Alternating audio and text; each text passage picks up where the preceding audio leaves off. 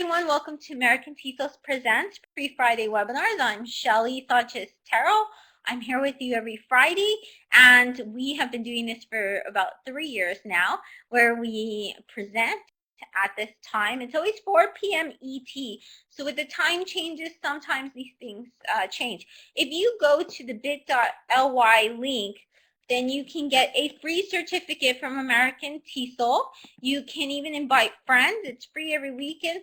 And we even have a couple of principals who are going to be having their teachers use this as their learning platform and get professional development credits for it. So we're very, very excited about that. We do highlight ways you can use these different technologies, methodologies, instructional practices with English language learners, because that's my specialty. But I also teach science. I've taught world religions. I've taught history. I've taught math. I've taught lots and lots of subjects. I've been teaching since 1996, 95, 96, so quite a bit. And I've taught years old all the way to 80 years old, graduate students, all kinds. So you'll find something for everyone, not just a particular group. We'll give you lots of ideas and take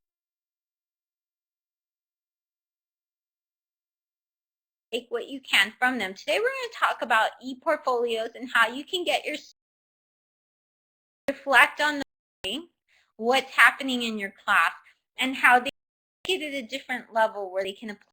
If you're working with adult high school students, if you're working with university students, this is particularly a great topic because we want them to start building a portfolio. We want them to start themselves so they, when they go to a job, they can be able to say, this is what I learned.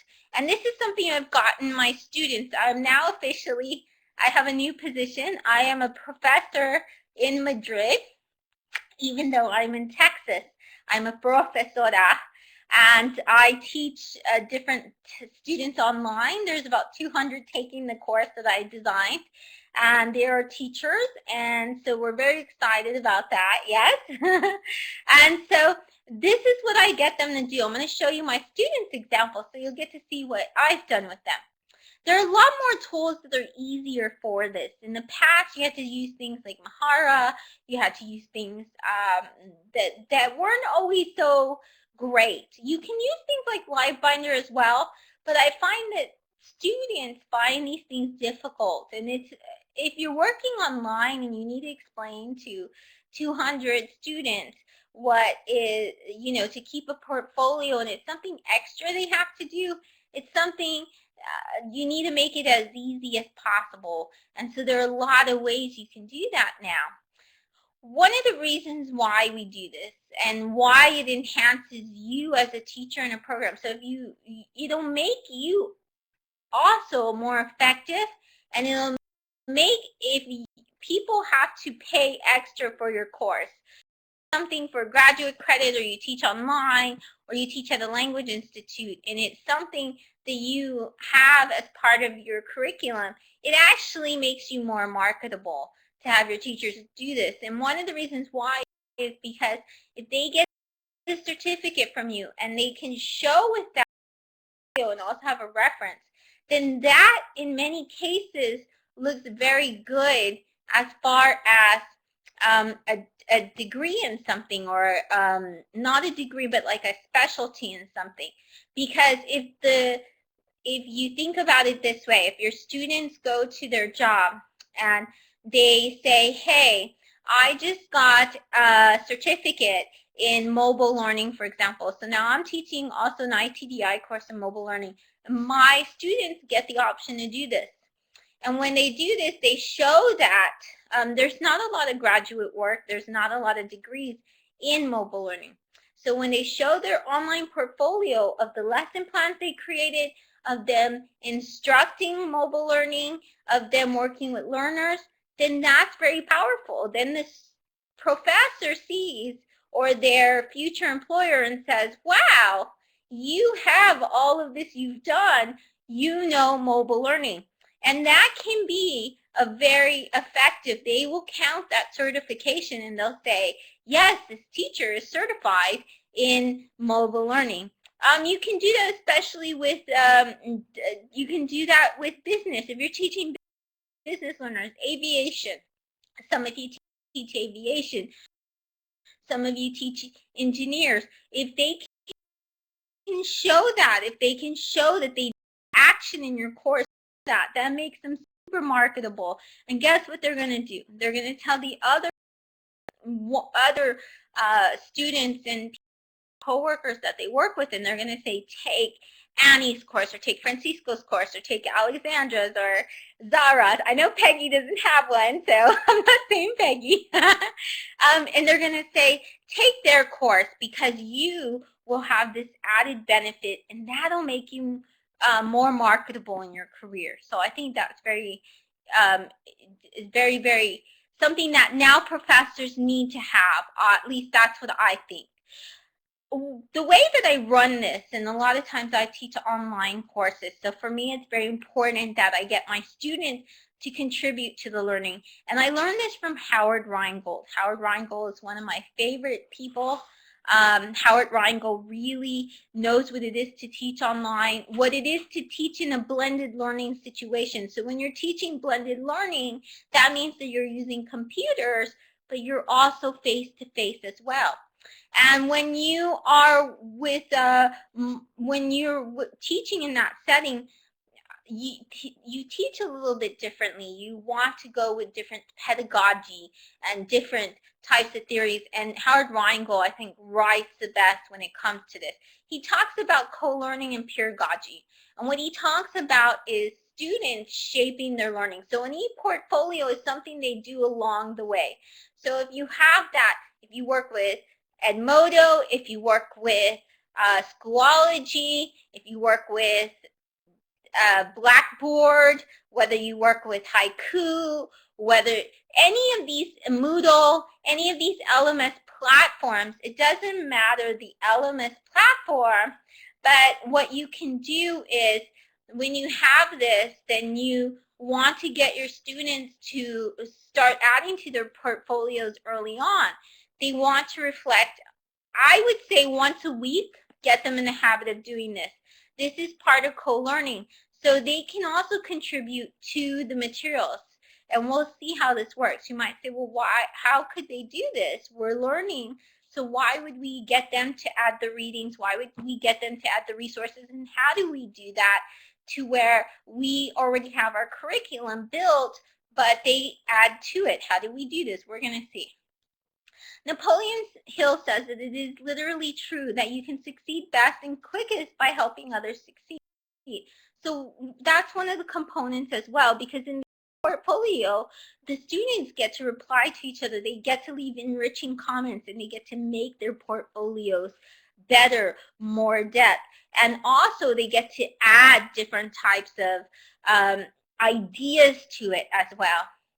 So it depends what age your students are, and those platforms are going to make it whether it's safer or what option you choose.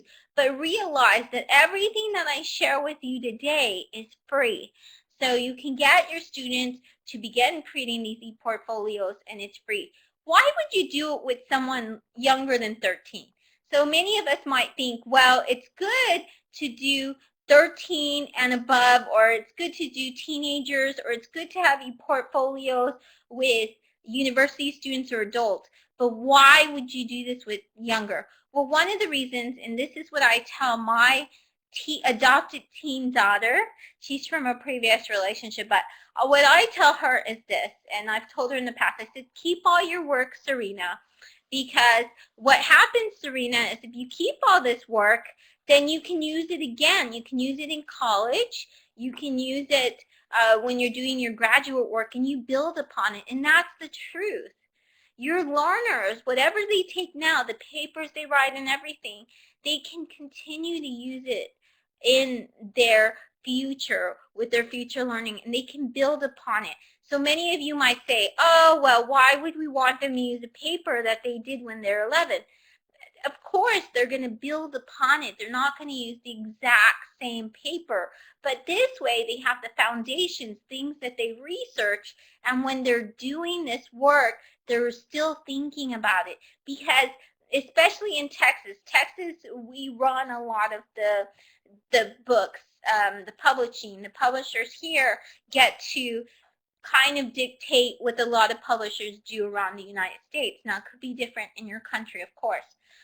But our learners, they'll learn the same history in the 3rd grade, the 4th grade, the 5th grade, the 6th grade, the 7th, the 8th, the 9th, the 10th, the 11th, and 12th. It's the same history a lot of the times. And what it is they add more, the language is higher. So if your students are learning the same thing year after year, and a lot of us, we know this from experience, we learn the same thing year after year. I remember I learned a lot of the same things in college. Then it's helpful if we can go back to that learning that we first did, and we make the dots and connections, and we just build upon it. So it's something very important to consider. And this is what an ePortfolio gets your learners to do. Hi, Maria Jose. Good, glad for you to join us. And so now we have, this is the way I posted it in the Moodle. I was teaching this in Moodle. And my students, it's a as-you-go final project. So this is the verbiage that's there, and you have access to this when you go to the Slideshare. You can see this, and I think they even copy this down in Slideshare. You go underneath the transcript, so you can copy and paste. Don't mind if you copy and paste it, that's fine. You'll have to make your some adaptations because you don't teach sharing stories and video storytelling. I didn't think you do. But it says, before exiting each module and the course itself, participants must create ePortfolios. They have to display a selection of the participants' work. So it's not only a reflection, they have to show their work. They pick one assignment each module. We do it by module. You can do it by each week. You can do it by each unit. It's up to you. And then what you can do is you have them choose one. I choose them one assignment out of the 3 or 4 they get per module. They have to, in ours, we do different tools. They use different web tools. So if you use different web tools, they have to share a web tool. They have to share a favorite resource. This is because I share them a listly of resources. And the listly, if you know me, then you know that I use listly a lot. And they get to add to those bookmarks. And so they get to share one resource that they loved out of all the readings. And they could be readings, they could be video. So these are the things that have to be in their portfolio. And a reflection for each. This is what I learned this particular module, or this unit, or this chapter, or this theme. It's up to you the way you want to do it. We use Pinterest. I'm not saying Pinterest is the best, but I'll show you how to do Pinterest with this as well. So why ePortfolios and why present them? So I go above and beyond. At the end of all of this, they're collecting this for each module. But at the very end, what they do is they have to do a video or an audio presentation. What they do is they reflect on the ePortfolio. They have to justify, they have to show, they have to explain these things. And they have to do it in the multimedia presentation. It's important, even with shy learners, that you get them to do this, because in the future, in their businesses, they have to present. And those who can present their ideas well are the ones who are the most successful in their fields. Communication is a way that we get around, and so if we can teach them this, this is a very valuable experience for them as well. One of the reasons as well is because your students, they can become more eloquent. And when I was young, one of the problems I had was I stuttered a lot. Not only stuttered, but it wasn't a stuttering as a problem, but I was born as speaking Chicano English. I was born speaking Che, and this is something that I studied for my master's as part of my linguistics. So my first language was not English language. The native English language that most people know. It was Che. I was born in a very poor area. And so my teachers, I used to spit a lot, and I didn't pronounce things right. I used to say, instead of chicken, I would say chicken instead of chicken. And so I had a lot when I moved to a school that was a richer school that had made more money, and the students, they would pick on me. And so I had to go through speech therapy, and I had to put markers in my mouth. And my teachers actually went through the process of teaching me how to be a public speaker so I could speak to you today. And so for me, this was very important because I didn't realize that, and I was very shy, and I couldn't present. And I think for language learners, it's the same. Their enunciation, their pronunciation, they don't realize that they can become public speakers, that they can become presenters. They get very shy speaking in English, but we can give them the confidence and help them to do this. You do it online, one of the benefits is you don't have to necessarily share yourself. You don't have to show your video. You can be an avatar. You can do this through a bokeh. I mean, there's so many different options you can do now. So it enhances the student's digital footprint. It's a great way to get them to start showing good stuff, not just their selfies and their duck face. I don't even know how to do duck face. I'm terrible at that. It shows their growth. So for parents, it's really wonderful because the parents can see where they began and then where they end after your course. They can see how much they've learned. And parents, when the student goes home, especially with language learners, the language learners, in my experience, when I was teaching my German students, I would say, hey, would you go and would you have to tell your parents what you learned in English today? And they would say nothing. They would say nothing. They would speak in German.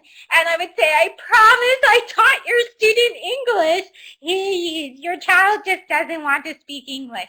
So one of the things about it was that I could show, yes, have videos and voceys and Voicethreads and all this, where the student would show, yes, they actually spoke in my class. They did learning.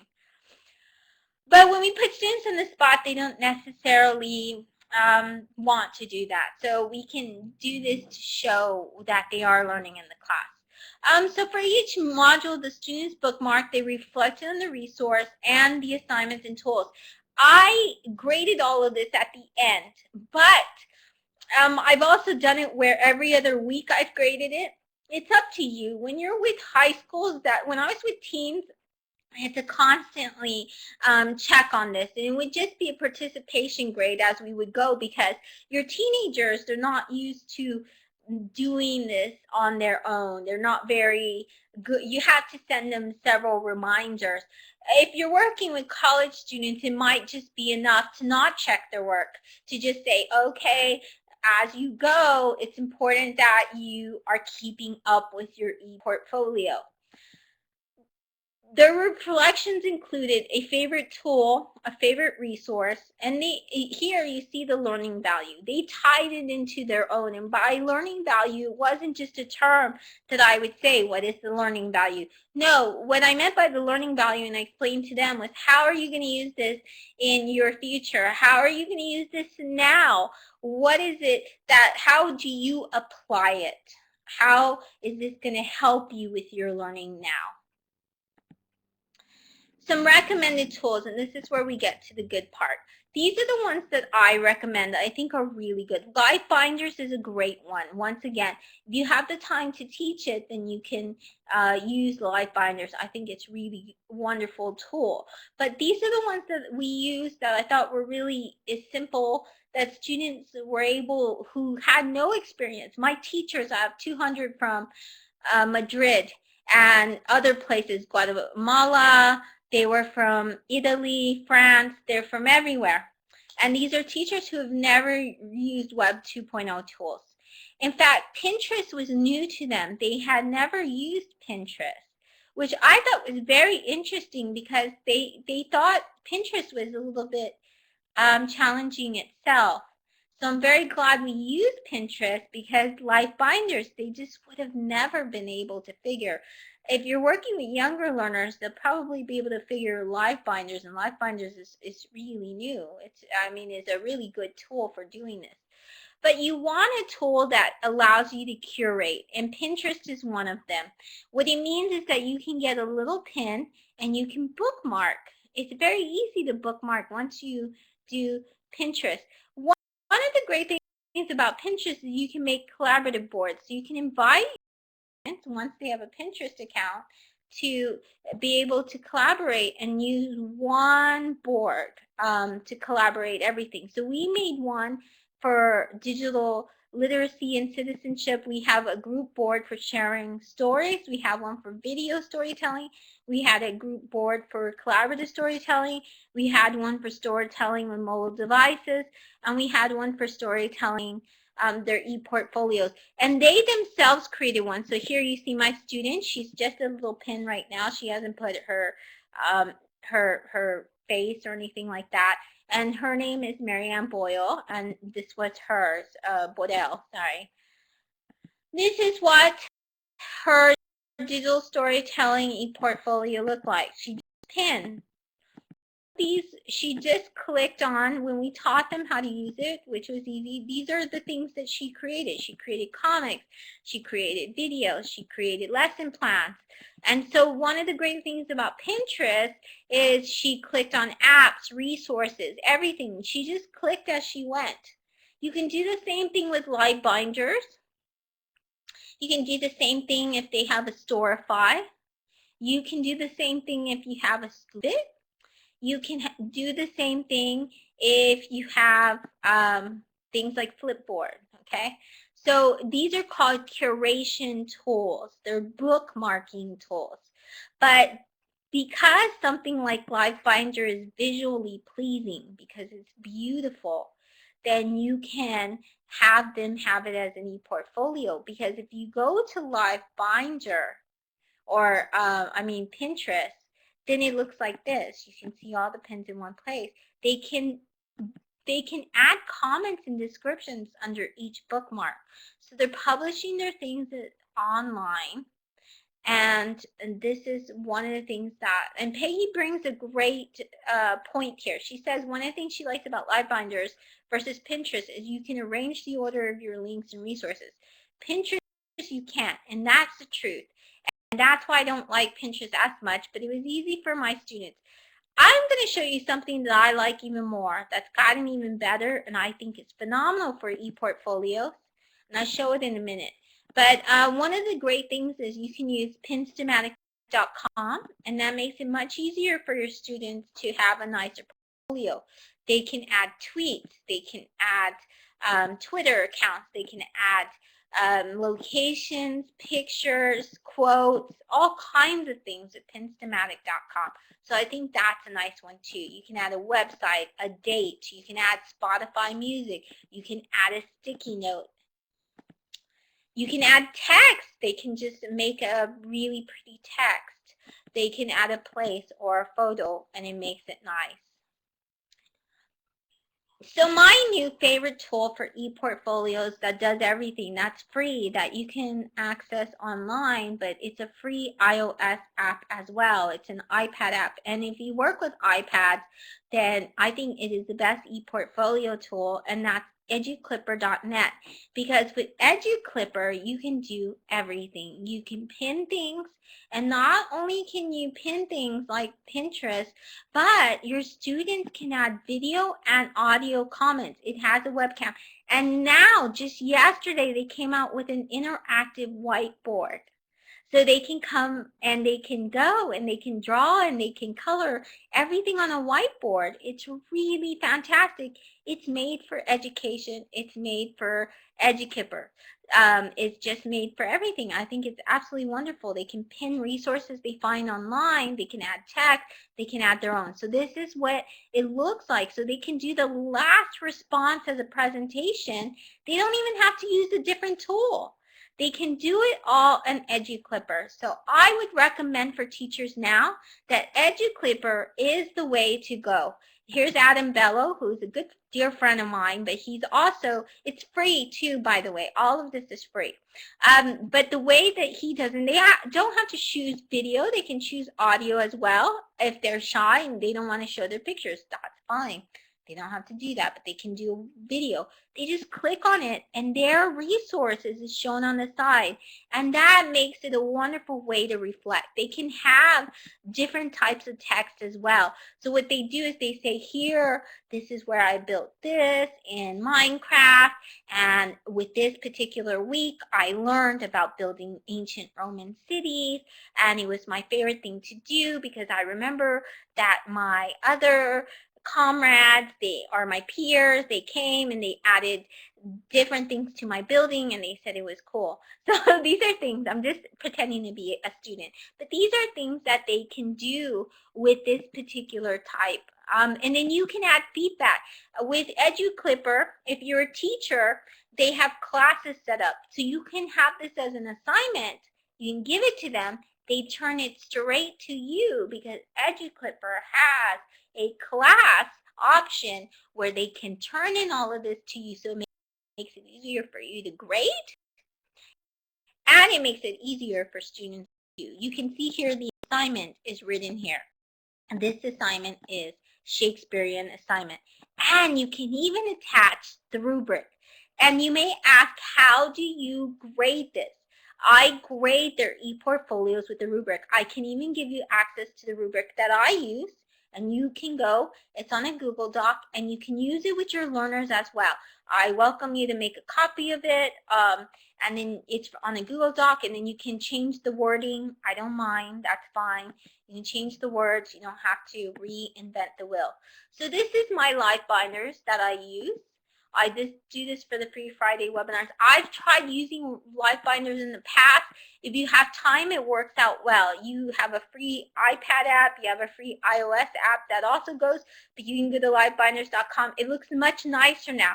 They recently did an update this week, and it's very, very pretty. You can add videos. You can embed. If you know HTML, it's even more awesome.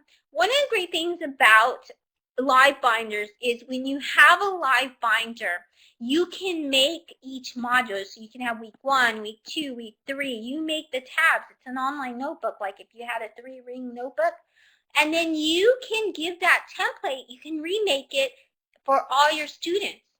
So then all your students have to do is they know under week 1, instead these tabs wouldn't be about Shelley. It would say week 1, week 2, week 3, week 4, and they would already have all of that outlined. You can share your syllabus this way. You can make it private. You can make it public. It's up to you. There's different presentation options. So it could look like that, or you can have it look like this, where it looks more like a website and it's on the sides, the tabs. You can have videos. Now, a lot of times you can pin something and it'll show that website within. So if you want to direct them to a particular website, it'll show within there. But some of the websites don't work, like YouTube doesn't work, and Slideshare.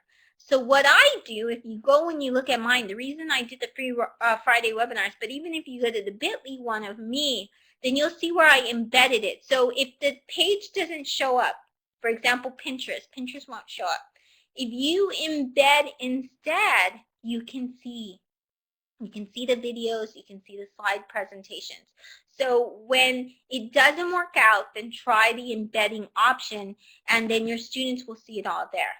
You can, when you use any of these tools, there's a few tricks. You want your students to learn, and you want to learn because it's going to save you time. It's going to make it to where you do this, and your students create their ePortfolios in 5 minutes or less. They can do this a day. Okay, they can do this in 5 minutes a day, less. So your students will like that. They do this by doing it with their mobile app. So you download the mobile app. It's a free mobile app for all of these, so that's good. Or use an extension or a bookmarklet. You might, when you add a bookmarklet that goes to the top of your browser. What's a browser? Browser is like Chrome or Firefox or Safari or Internet Explorer. All of those are browsers. And at the top, you have a bar. See, you see? And that bar has where you have your bookmarks. Well, on your bookmarks, you can have what's called a bookmarklet.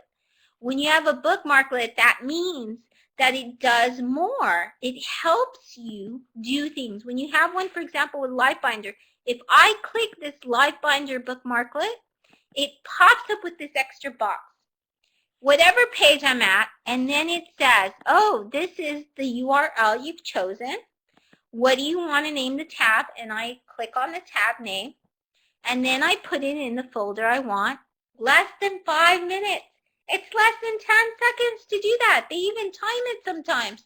They don't time it anymore, but they used to time it, and it used to be 10 seconds. I add to the binder, and guess what? Guess where it's going to show up? Let me show you. It's going to show up right here on my Livebinder. It's going to be one of these little gray tabs, or wherever I tabbed it, it's going to show up there. So it's so easy to do. It's so fast. You can use it, like Peggy said, for Scoop It, Pinterest. They have a great one for Storyboard as well. I mean, Storify. They have one for EduClipper. It's not the best. It's my only gripe about EduClipper. Hopefully it's gotten better. And where am I? I think I'm going the wrong way. So let me try getting here. 20. Okay, here we go. Maybe we'll go back there. Okay, so now let's talk about the presentation aspect. At the end of the course, students present their ePortfolios. And this is where I have them present. They can do all of this once again in EduClipper. They can even do all of this if they use a screen share program or something. But EduClipper, you can just do everything. They can present it with that. If not, my students, what they used was Prezi. And they had an option. I gave them an option of tools to use to present with. Prezi was the one they loved the most because it has an audio option.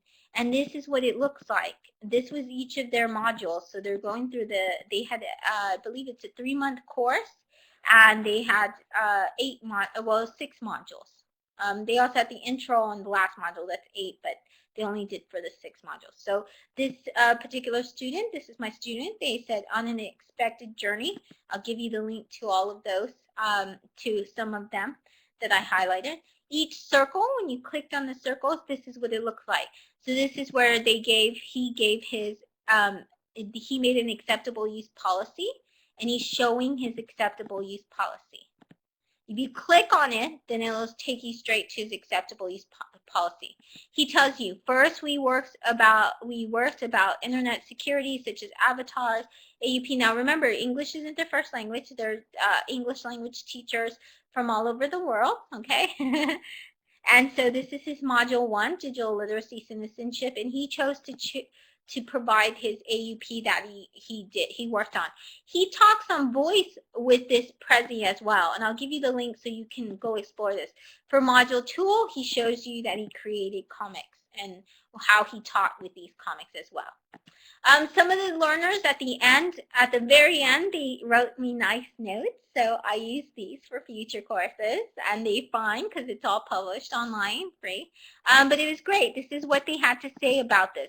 Thank you. First of all, I would like to thank Shelley for insightful comments. I have learned a lot of new things despite my difficulties to cope with some tasks, and they found it very challenging. It wasn't something that they thought, this is so easy and excited. A lot of them weren't excited to do this, but what they realized was when they did their ePortfolios and the reflections, it took them through a journey, a learning journey, and they were able to connect that learning and put it in the application. And that's what's the important part of this, is that they were able to apply it. So what are other presentation options? That was Prezi.com that I showed you. It has free templates. You can have the audio. You can have links. You can embed video. It's wonderful. Some of my students decided to do Voicethread. Voicethread's another one. You can show pictures. You can show links. You can draw on it. You can doodle. You can add text, comments. And you can add audio, you can add video. Excuse me, sorry. So you can have different types of, it has a free iPad app as well, so they can do it on that. They can circle things. You can have a discussion. There's so many options for these things. When you go to Voicethread, I go for the voicethread.com. If you go through the Edu one, I think you have to pay for it now. So I just use the regular Voicethread account. And I tell my teachers to do that too. And then you can decide if you want to do the premium. The great thing is if you get the Edu one and your institute does pay for it, then you don't have to create any kind of emails or anything with the students. Present.me was another option that they were allowed. They would have had to upload PowerPoint, PDFs, Excel, and then they have a little video on the side that they can talk through. I liked it. You can embed these different presentations online as well. Slideshare, you can add audio comments. So everything that I share with you, I also have a SlideShare for. Sometimes I have used the audio. I use it very rarely though, but you can do that. And if you use the audio, then you can have the reflective journal as well. So this is something that they can do. And you can see my SlideShares there. Thinglink.com, this is a little bit more difficult because they would actually have to make a picture and then they would have to take a screenshot, and then what they could do is they could add links that way. But they have to make a screenshot. They can add videos. When they click on a dot, it pops up with the video, or it pops up with text in their reflection. They can, so one of the ways I started doing this as well and presenting was with Google. Because with Google Hangouts on Air, it's easy to screencast. You make a screencast like this, it's embeddable, it goes up to your YouTube channel. And so this is a good way to do this as well. I make it like, you can make it like a Hangouts on Air, like you're recording it. And you don't have to add other people, you just add yourself. You don't have to add other people. And then you screencast it. I did that a lot with my MOOC, and you saw that it was a great way to be able to share with these screen tutorials. I did them really fast. I would wake up and say, oh, somebody needs a screen tutorial to know how to do something. It was so easy to do. How to create a Google Hangout event. Go to Google+, and you go to the side. When you move your mouse and your cursor to the left, this little box will pop out, and you want to click on Hangouts there. Do not use this Hangouts because that's to talk. That I don't know why they can't call it Hangouts. They should call it something else because it's chatting. It's video, calling, video and calling and chatting with people. So make sure you use this one. And when you use this one, you want to record. Where it says schedule a Hangout on Air. That's what you have to do. Make sure that it's a Hangout on Air. And then the other thing that you can do is you name it. You can put your audience, everything like that. You don't even have to add anybody as an audience if you want to just screen share. And then it allows you to screen capture what's on. So your students can have different tabs open of the work they've been doing and do it. So this is what the rubric looked like for my ePortfolio. We're going to wrap up already, so this can be a we record all of these, they're 30 minutes, and then you can access them on YouTube. That's how the majority access these, is on YouTube. But this is, you can have an access to this. I'll give you a link to that in the chat box. And you can have your tool and resource, you have a reflection, and then it tells them redo for mastery, approaching mastery, mastery above mastery. You have a lot of rubrics with Kathy Schrock. She has Schrock Guide for everything. SchrockGuide.net has everything you can imagine. Wonderful portfolio. And then, of course, you can see my students' portfolios. They're all, some of them are on Pinterest. I didn't get all of them, just a select group. And then you can have the opportunity to see their learning and the way their student ePortfolios looked. And then you can decide for yourself. I have a bunch of Pinterest tools as well. So let me go ahead and share with you my Pinterest account because that has everything. You can just go to my boards, and when you go to my boards, you'll see all of this, the student portfolios, everything. So this is where you can go. And that's why Pinterest is kind of good for this too. At first I thought, no, but then they convinced me, the Institute, INTA, you know, they said this would be a good option. It ended up being a pretty good option. I liked it. It was a great way to get our students to bookmark things that they learned, to add to resources so we could learn from them. So when they added a bookmark to the Pinterest, and we would all as a class, there's 200 of us, and there's 4 different teachers. So I pinned some of the ones from mine.